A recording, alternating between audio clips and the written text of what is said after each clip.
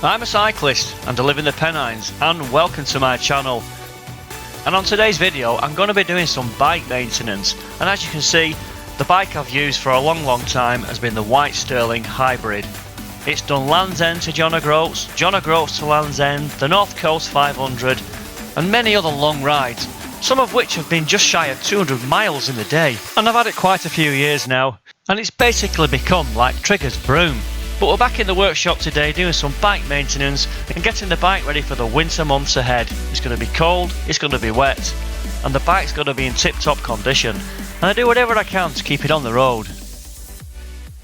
And so we start today with a niggling problem where the pedals had got some play on the axle in the bearing. So it's time to take the pedals off. And a quick tip with pedals, always turn the Allen key or the spanner as if it's going to go to the back of the bike. And you can see there that a quick tap with my hand, levering the Allen key towards the back of the bike. And under close inspection I can see the play there now. That's causing me some noises when I'm pedalling. And so with a 17mm spanner I was able to undo the lock nut and gain access to the spindle inside and the bearing assembly.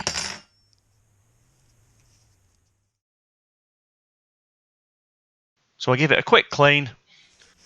And so it was time to look at the play in the bearings. So I put an Allen key into the back of the spindle to hold it firm.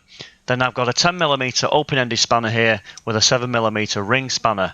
And the next step then was just to slightly adjust the locking nuts to see how they interacted with each other. So I was looking to try to remove the play with some micro adjustments. And this can be tricky, but after a bit of trial and error you eventually get to the correct setting and finally lock everything up nice and tightly. Then everything was given a really nice greasing, and also inside the pedal housing that was cleaned out again, re-greased, and what you want in there is a really nice bed for everything to rotate inside, all nicely lubed up.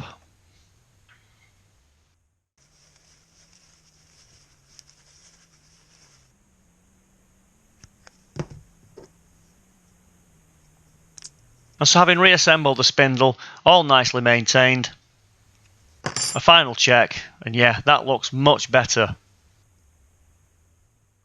And then with some good old maintenance spray, both pedals were cleaned up, brushed back down, any grime and grit got out of there, and they were good to go. As a final bit of TLC, I put some copper slip on the threaded section to avoid any potential seizing up at a later stage when I want to take them back off the bike again.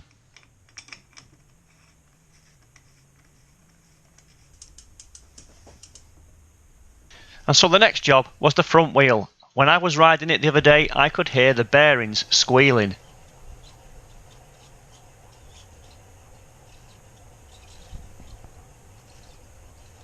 Now these are Hope hubs, and Hope are very good for supplying spare parts. But I knew with these bearings it was a case of cleaning them, taking the seal off and re-greasing. Now this is a bit of a hack.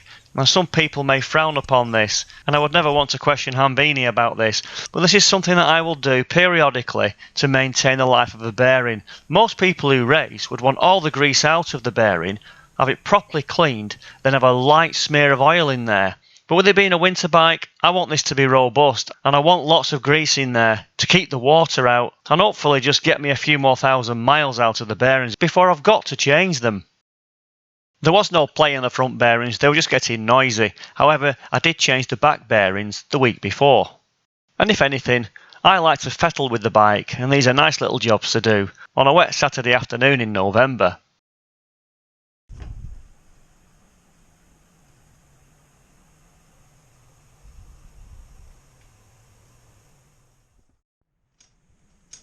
And so for quite some time, these hydraulic lines have been getting on my nerves, because when I fitted them onto the bike in the first place, they were just slightly too long. So I thought it was time to cut them shorter and make them fit the bike better. So the first job was to remove the brake line from the housing. And you can see there, I've got the new olive and the fitting to be inserted when I cut the line to the correct length. And here we are now just working out what's the best amount to cut off, and it wasn't that much.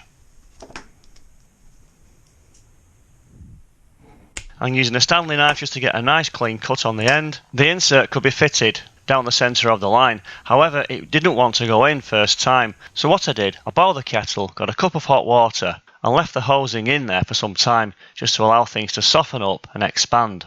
And this made fitting so much more easier. So then it was just a case of refitting all the parts and connecting it back up to the bike. But whenever you do a job like this, it's always a good idea, having clamped up the olive, is to take it all apart again and just double check that the olive is clamped onto the pipe. And in this case, everything looked pretty good, so it was refitted to the bike and locked up in place. And the next job was to do a brake bleed, using some hydraulic mineral oil.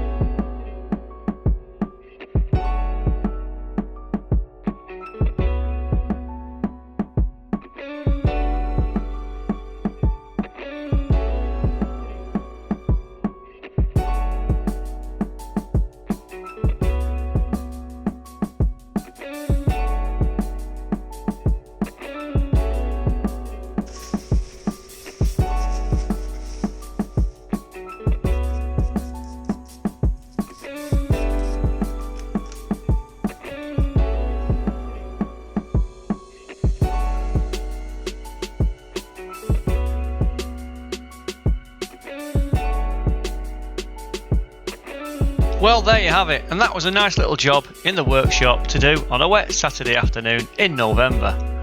And if you like these videos, let me know and I'll make some more for you. But coming up on the next video, we're trying out the bike after this maintenance session, and this time we're heading out to the A681 between Bacup and Todmorden, where we've got a nice downhill with some super smooth tarmac.